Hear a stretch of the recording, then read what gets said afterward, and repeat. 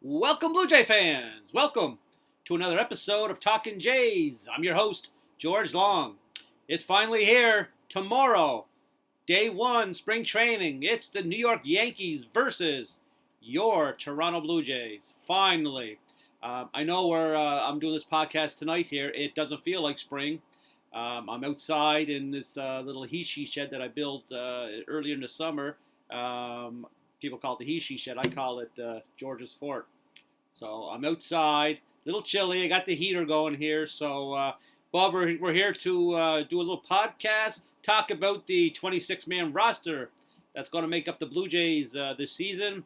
What I think is going to be the 26-man roster anyways. There could be some, changes, but, I'm not the one picking the team. I wish I was, but I'm not. But this is the 26-man roster I would go with. Opening day starter. No secret who it's going to be. And then I'm going to talk about what lineup that I would put together to face the New York Yankees against Gerrit Cole on day one, game one of the season.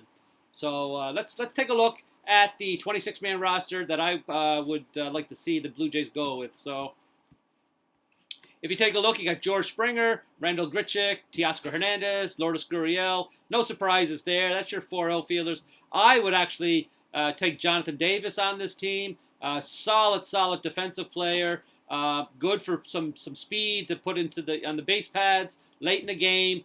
Also, when you're up, one or two runs late in the game, a guy that you could put in for Teoscar, for some defensive responsibilities. So, because Teoscar and Lourdes, they're not the strongest outfield players out there. They take some bad routes at times. So Jonathan Davis, for me, would make this team. So it just gives you so much room to breathe as a manager, knowing you have him on your bench, knowing when you have a 2-run lead going into the 8th inning and Teoscar hitting the 7th, well, you can pull Teoscar and put Jonathan in because usually those 4 guys are going to be in the lineup. One of them will probably be DHing. Randall could be sitting, or Lourdes could be sitting at times, and then, you have these guys to put in, but who would you rather have going in late in the, you're up 2 runs, going in the 8th inning? Who would you rather put in for a strong defensive player? Myself, no question in my mind, Jonathan Davis should be on this team. I'm hoping he is on this team. Again, if you need a stolen base, the stolen base is not a big thing nowadays games, but speed on the bases is. He runs the bases pretty well. We all know the Blue Jays aren't great base running players, so Jonathan Davis is a little different. He gives you that little speed element on bases, smart base runner, cuts the base as well. So that's who I would have as my 26-man on my team. Infielders, who I think will make the team. Again, there's no there's 4 of these 6 are no doubters. Bo Bichette and Marcus Simeon, Vladdy Guerrero, Rowdy Tellez, Kevin Biggio, and I think the Mr. Professional himself, Joe Panik, should be on this roster. When I look at who's in spring for bats, he's the one that stands out for me out of everybody. Not a lot of power, but a guy that can come off the bench, give you something in a pinch hit. Let's face it, the Jays aren't going to pinch hit a whole lot this year. They may pinch hit Danny Jansen, and that's about it. So when Jansen's spot comes up in the lineup, and you got the winning run on second base, you need a professional at bat to come in there, and Joe Panik gives you that. So that's a guy that I would have on my team. Catchers who I would have on my team going into spring training now. I know everybody's probably all up in arms about Alexandro Kirk, but myself, I would go with Reese as the backup. He's a left-handed bat. We don't have a lot of left-handed bats in this lineup. You're talking about Kevin Biggio as a lefty, and Rowdy. That's the only 2 lefties. That's at least 13 positional players that are lefties. So I would like to go with Reese. I know Mr. Kirk can hit the crap out of a ball, but it was a short season last year. He came up late in the season. Pitchers will figure you out.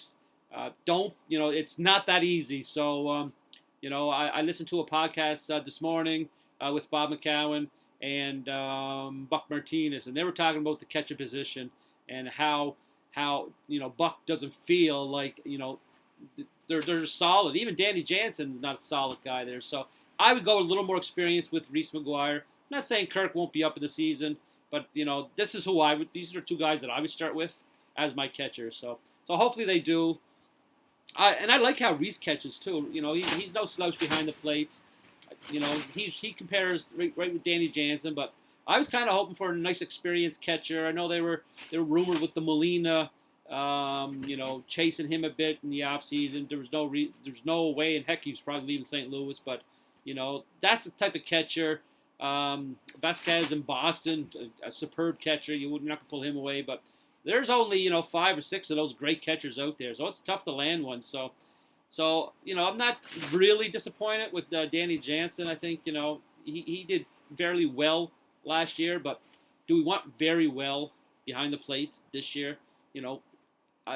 We always should strive for excellence, and hopefully Danny Jansen can bring it up a bit more behind the plate.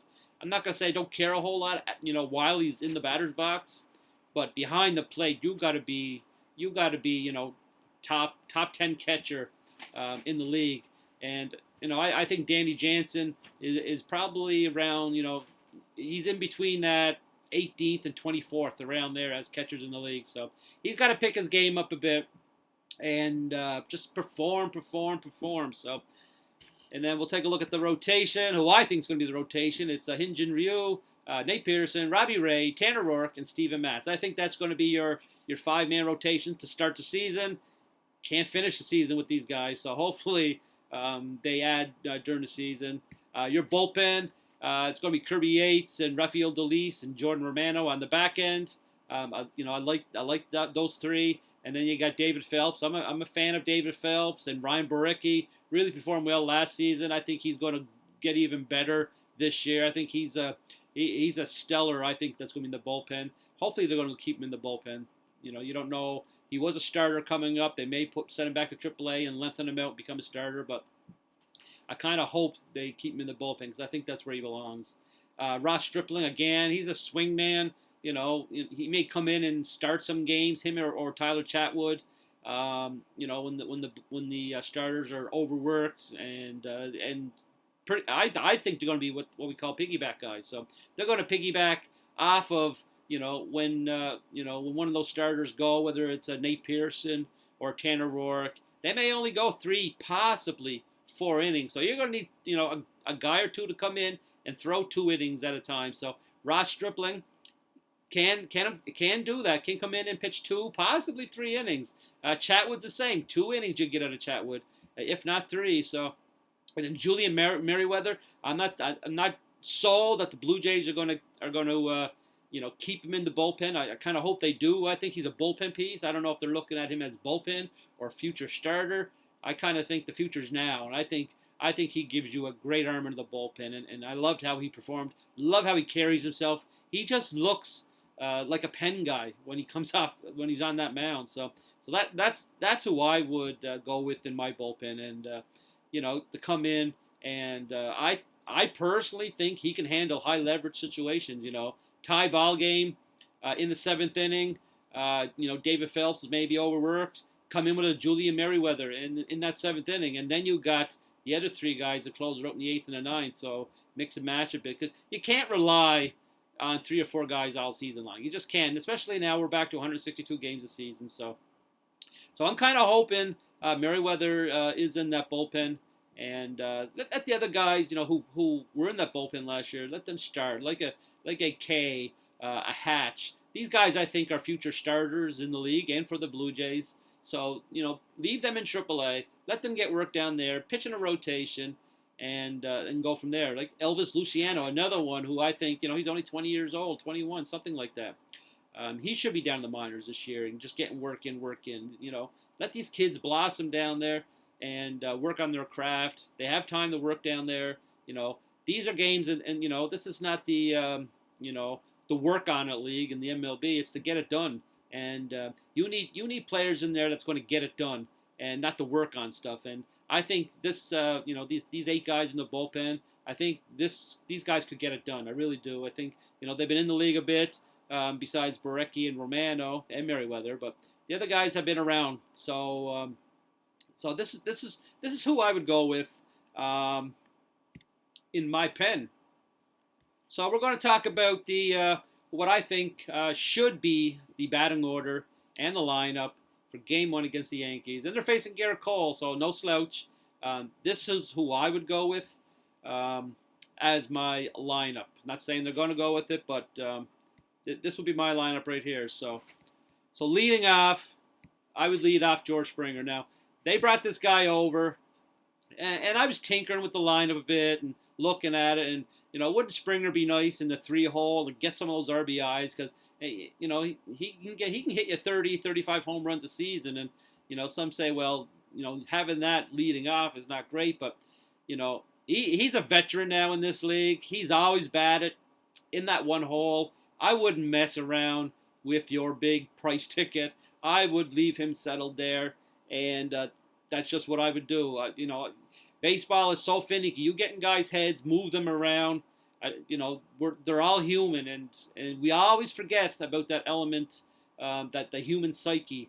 And you start messing with a player's human psyche, and he's going to get a little distraught and not going to perform. You got to put your players in the best frame of mind to perform at the top of their level. And you start messing around with George Springer in the batting order, and I'm telling you, it's not a great recipe. I would just leave him there. You move the kids around. I know Biggio batted lead off, Bichette batted lead off. These are still kids. Let them find their spots in other spots. Leave Springer alone. Batting in the 2-hole, I would go with Kevin Biggio. Again, with only, if they go with Reese, there's only 3 lefty bats in the on this team. 3 out of 13 if they go with what I picked. So you got to kind of spread out the lefties and righties a bit. Add a lefty in there. You can't go all top right heavy up top. So I would go with Kevin. A year older, a year smarter. He's already pretty darn smart. I think, he played last year as a second baseman. He was probably at least a top 12 second baseman in the league. So they're going to move him around a bit. You'll probably see him in the 3 bag. So he can handle that position well. The other thing about Kevin batting in the 2-hole is that he's an OBP guy, and that is on base percentage. He's up over 350 the last 2 seasons, I believe.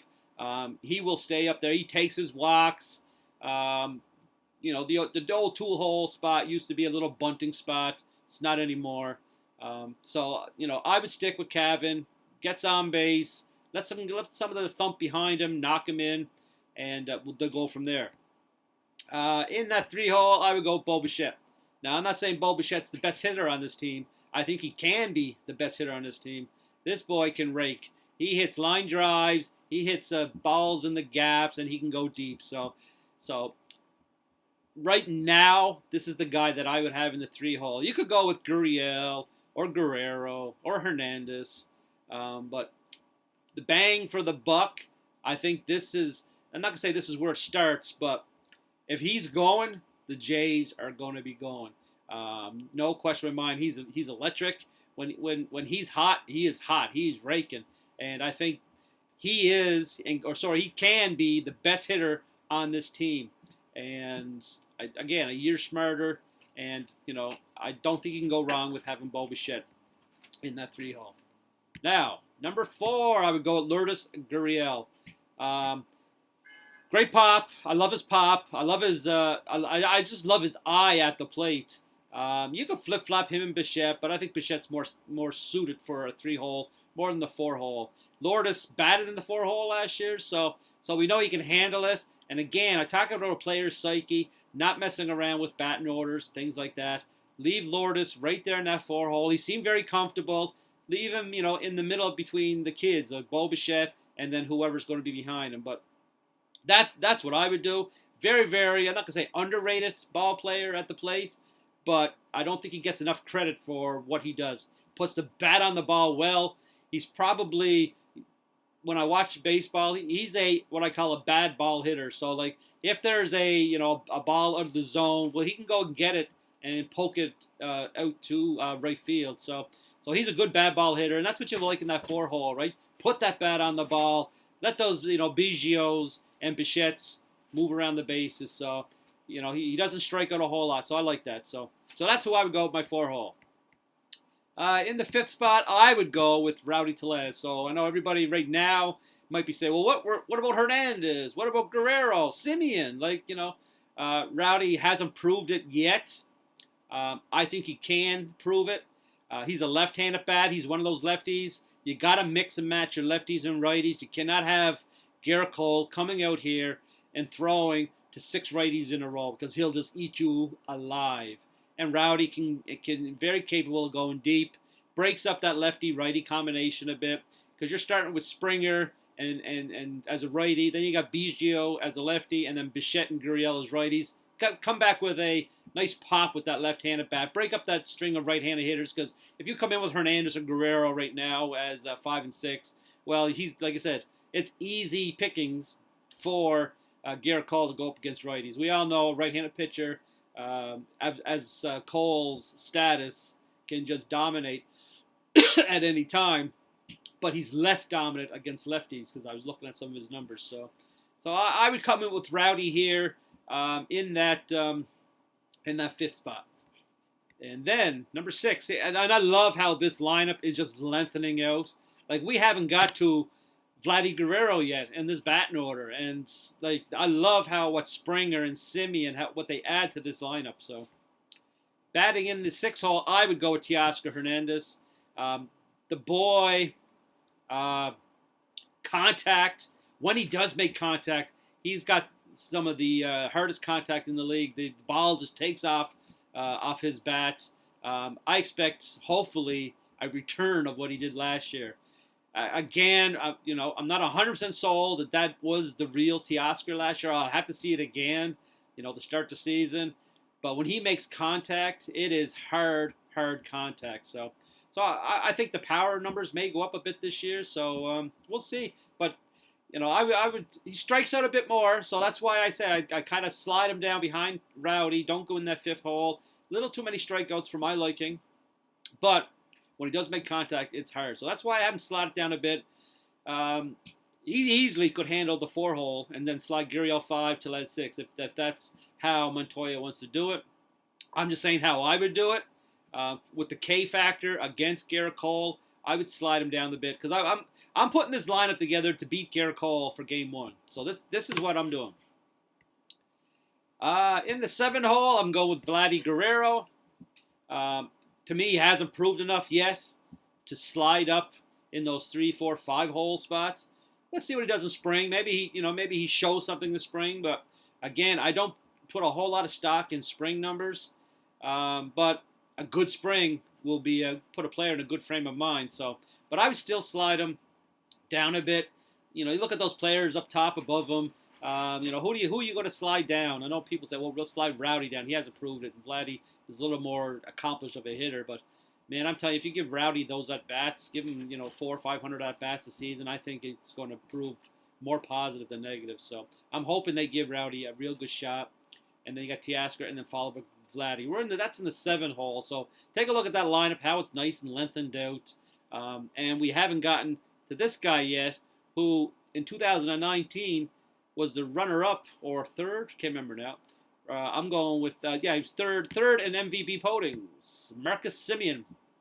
If he bounces back to that 2019 season, this is one hell of a lineup. So, I've watched a few MLB podcasts, and a lot of analysts are putting Simeon in the 2-hole spot and sliding Biggio down in the 6 and 7, just sliding a few more guys up. But a lot of them are starting with Springer and Simeon. I'm not really dead set against that.